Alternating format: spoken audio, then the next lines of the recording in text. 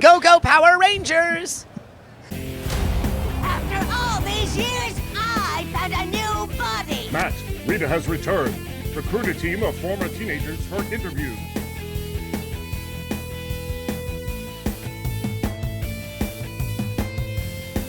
What time is it? I believe it's morphin' time. Oh, you know what? It's morphin' time. It's morphin' time. It's morphin' time. It's morphin' time.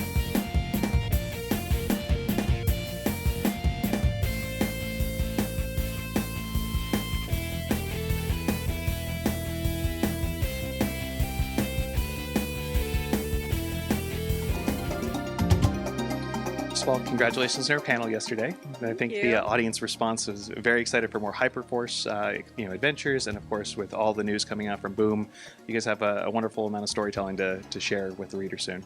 Yeah, we're so happy to. I didn't realize until we got on the panel that except for our incredible moderator, it was all women on the panel, which I thought was really cool. I don't think that's ever actually happened before for a Power Rangers panel. Whoa! Yeah. Sick. That was really fun. And yeah, we have a lot of cool stuff. Well, so it was fun to see it. Let's jump into Hyperforce. Obviously, Yes. the book just came out. Audiences have been clamoring for more adventures for your team of Rangers for a while. Megan, being the Pink Ranger in Hyperforce and now getting to write for it, let's talk about your experience of bringing Chloe to this medium. What can you share about that adventure? What a dream come true, right? We totally thought we were going to get a season 2, and 5 years later to get to pick up that story right where it left off, all of those emotions that have just been pinned up inside me, get to release them on the page. It was incredible. And I love working with Melissa. We're such a good team, and I love that character. I love that character so much, and I hold her so near and dear to my heart. To be able to open with her and share her side of the story and the hurt that kind of got looked over in the finale, which I'm not like bitter or anything. It's just in a role-playing game, whatever lives in the session is truth. So I have to act as my character based off of what happened or didn't. And I think after all this time, she'd be a little upset. So even though it's just like, it takes place 3 months later, I think, right? I think 6. 6 months? Yeah. Not good at math. But it's 5 years later for me. But right when we started writing, it just felt like, like time didn't even pass. It was just so natural and so easy. So it was like shockingly easy to get back into it, and thankfully it's because of the fans. They gave us such incredible tools because there was so much love for Hyperforce. We had this incredible creator called Rovang who runs a Power Ranger timeline. It is and incredible. He literally went through every episode and timestamped every time somebody did like something interesting or every time like any event happened. Yeah, and then these amazing 2 creators, one called Esme and George. Este and George put together like a Hyperforce 101 kind of video.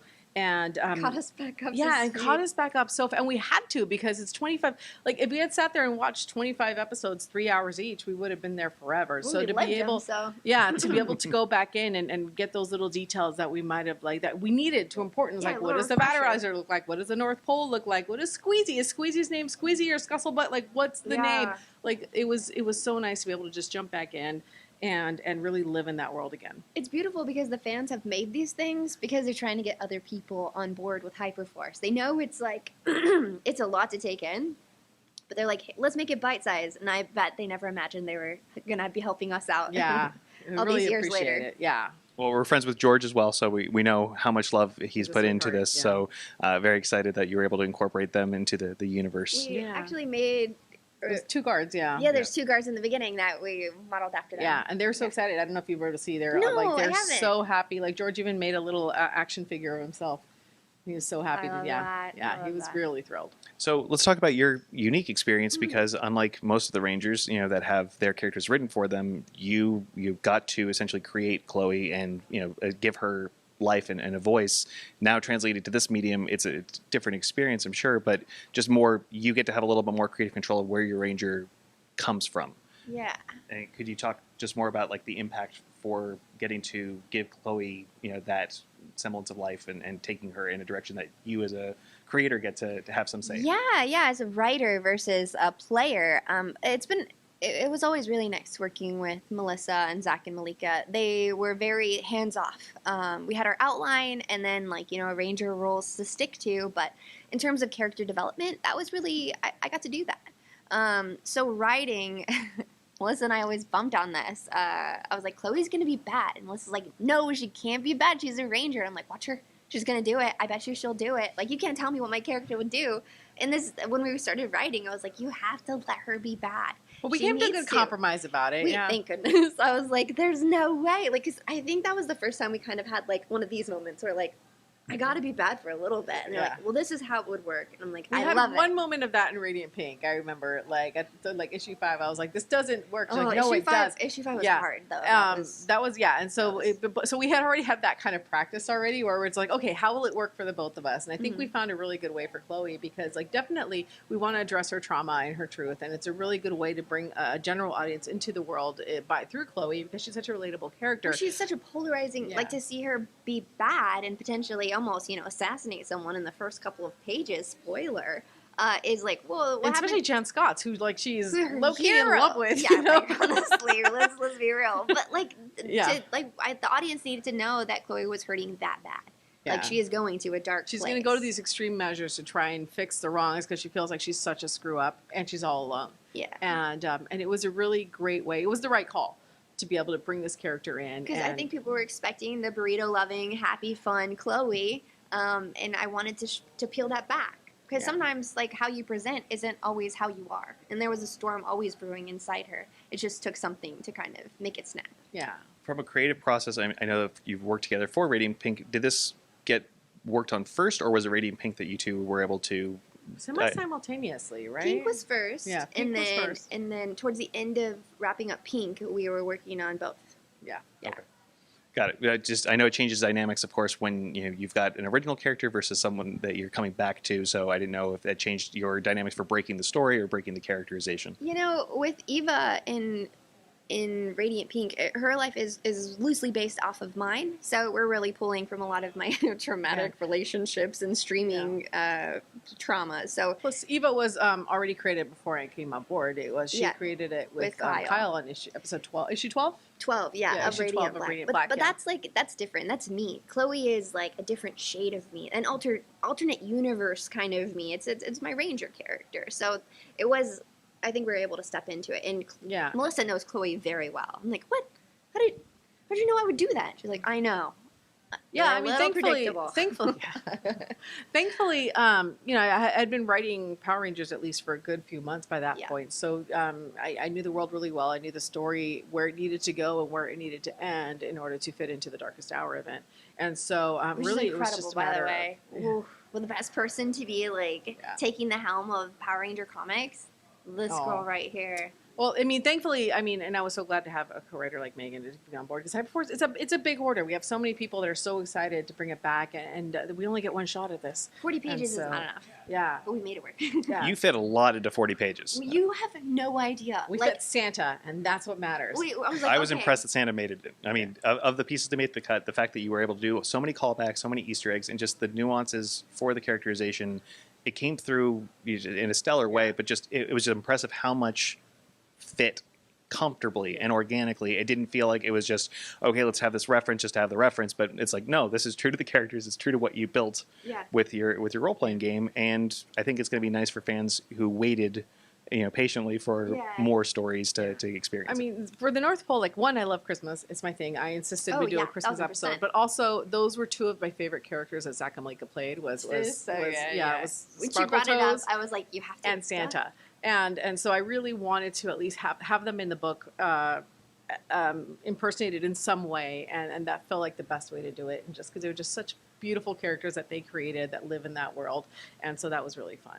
There's a moment that I think is worth discussing is Pink Ranger Battleizer. Yes. Getting to see it. Cool. I get chills every time it gets brought up, because in my mind, whenever I would battleize, I had an idea of what it looked like, and it was a bit of rainbows and sparkles in my brain as I was rolling.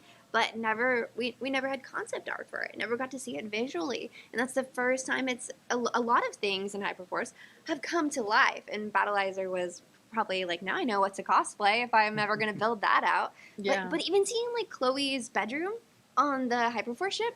How cool. These are things you make up in your head, and to see them on a page just makes it that much more real. Yeah, and all the credit goes to Federico Sabatini, who literally, I mean, every other Power Rangers artist is given reference material and that they can watch, and he just had stuff he could listen to.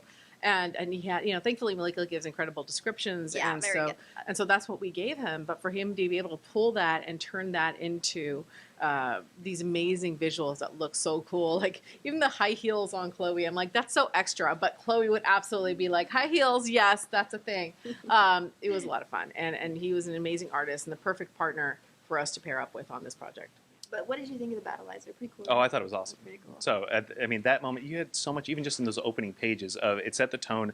What I also appreciated, as I didn't get to experience the entire series as it was coming out, and I did go back and make sure that I got to experience it, because I think it was an interesting concept. Yeah. But the recap for readers who weren't as familiar or didn't see every episode, there was enough content and context that it felt comfortable to continue on without having to stop and immediately go back and figure out who things were. This feedback is so, it's like water. It's like after having the driest mouth, this feedback feels like so cleansing and good. Because it was a struggle. Like, how do we not exposition-y it? How do we make it Hyperforce in tone? How do we make people not want to throw the comic out the window in the first I don't know who page, anybody is, and so it was tough, because I knew there would be a learning curve for new people that didn't know Hyperforce, and but we also wanted to stay true to the people that had watched Hyperforce, so trying to find that balance. Yeah, and there's always a challenge when you're trying to put exposition in, so it doesn't feel like you're just getting an info dump, and so it was a challenge. It was hard, but it was worth it, I think. Yeah, I had to like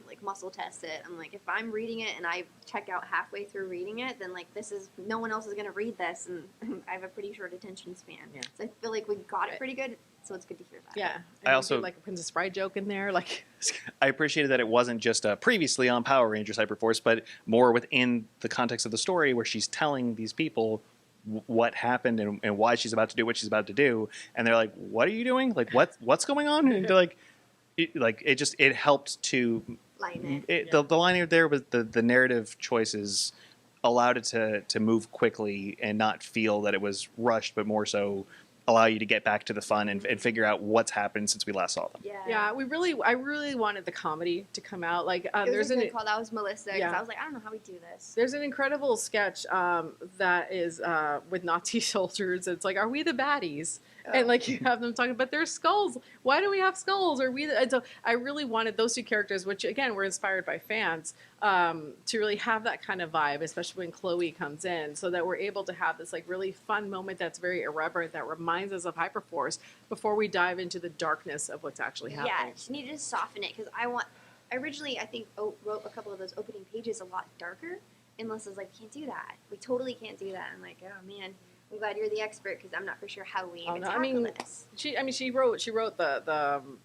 We were responsible for different pages, and then we just went and like finessed them, the two of us. Yeah. But she did the medieval times episode pages. So and they were so. stupid. I remember just dying. There was like where Vesper was like. There was so much more to that. Yeah, Chloe was like, "You make everything so much more complicated," and Vesper's like, "You used to like that about me," and I'm like. Perfect. That's absolutely amazing. And it was a lot of fun to just read each other's work and really like pinball on what the tone should be at any given moment. And then to see that turn you see the trauma that was inflicted on Chloe right after that, like moments of irreverence, that felt very Hyperforce, because it could get very comedic and also get very dark. Yeah, I feel like we really paid tribute to it and wanted to give the fans like the best welcome home or send off that we could, because it's been in our hearts this whole time. I think it at least gave more of a semblance of closure, but still letting the story move on from where it had been. So, but to your point during the panel, of it was an abrupt cliffhanger. Getting to experience it of I don't know what happened next. There was just so many shows, so many projects have that cliffhanger, unfortunately, and don't get a sense of closure. So I'm so happy that you both got to do that. But even more importantly, this book leads into The Darkest Hour as one of the two, of course, with the coinless. We got to see a little bit more of the Draken Rangers yesterday. Yes. Did you see the Draken Rangers yet? I know everything. So don't ask me questions. You know I'm not good at this. She spills stuff really fast. But So I should ask you all the questions. no, I should probably just. No, like, you're step staying. away. You're stuck here now. So Darkest Hour, obviously, Yes. you know, we've talked so much about what you've been building towards. You know, Rita and now in Mistress Vile's form is one. Dark Spectre is coming, or at least has infected the grid.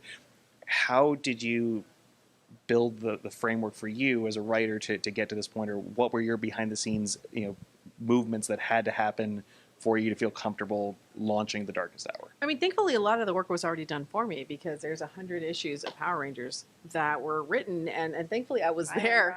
Yeah, I was there for most of it because I was the executive on the other side that was listening to these pitches and developing these stories with these amazing writers. And so The best person to pick it up, right? Like, what a dream. So yeah, it was great because then I there's things that I loved about every single run, and the easy part for me was just being like, well, what do I feel like I haven't gotten yet, and what's the best way to honor these issues? I think for me the most intimidating part was like 100 was such a perfect send off for Power Rangers, and I'm like, this how do I Crack how do it I back bring open. how do I Yeah. crack it back open and make people feel like there's still more story to be told here? And for me, my way in was always going to be Rita. I love Rita. I love what the comics have done with Rita and her character and her backstory that Ryan did with her minions and with Eltar and with Zordon and having the morphing grid infused in her. And that truly was where I wanted to start. I'm like, what would Rita want to do? And then the other thing that I felt like had never been picked up again was this Dark Spectre threat that was teased in Unlimited. And what I really wanted to do was take every one of these one-shots and every one of these ongoings and be like, how do I put this all together to make it feel like it was all planned? Like this is what it's all been leading to. And that's kind of where it all became. I was like, how do I get Dark Spectre here? How do I feature Rita? Oh, she's infused with morphing grid magic. Perfect. How does she do this? She's mad at Zed. She needs to get a power up. What if Vile is not his name but a title? And I went there.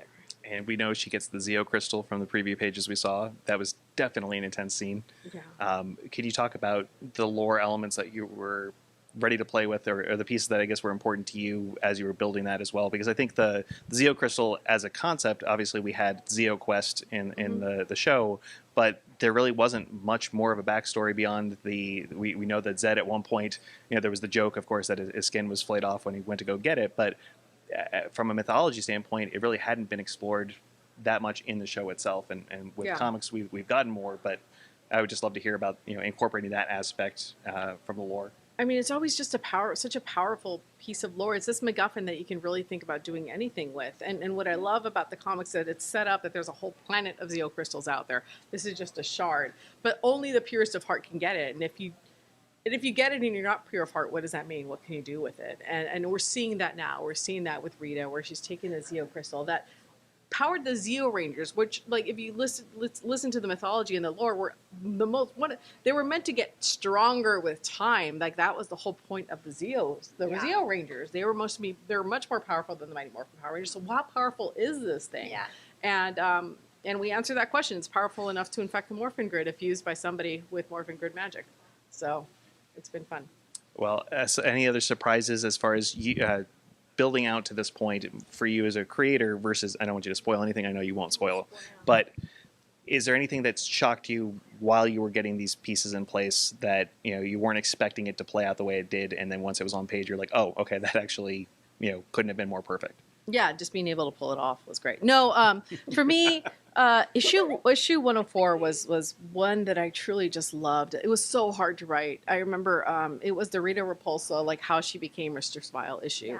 And That's that the one with that massive. Yeah. Oh. And that one, I remember like struggling so hard because 101, I felt like it was relatively easy for me to write. It felt like it came easy. But 104, it felt like I was pulling blood from a stone. It was so just much research. It was just, yeah, I had to, and there was things I wanted in there, like I love Diva Talks, and we're trying to look at the Vile stuff, and we want to talk about Rito, but we want it all to feel organic and in this world and make sense for Rita as a journey and a character. And so it really just, it was so hard. And I remember writing it and then having to rewrite it. Like, there's a couple ones, like usually, like sometimes I'll like turn in a draft and Allison's like, perfect, great. There's other times when she's like got pages of notes and I'm just like, oh my God. And this was like, I think I've done like 4 drafts on one script at some point.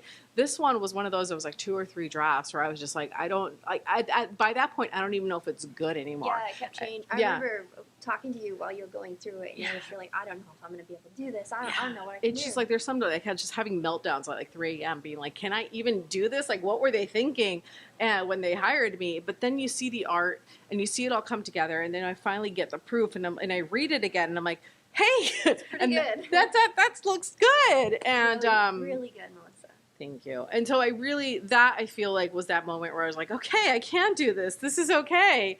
Because that was my first like crisis of faith. And we've never seen something like that before. You had nothing to pull from. Like we had the whole time. Like that was the Rita timeline, right? Yeah. It was meant to be the world of Rita. And we did the same thing with Zordon in I think it was 108.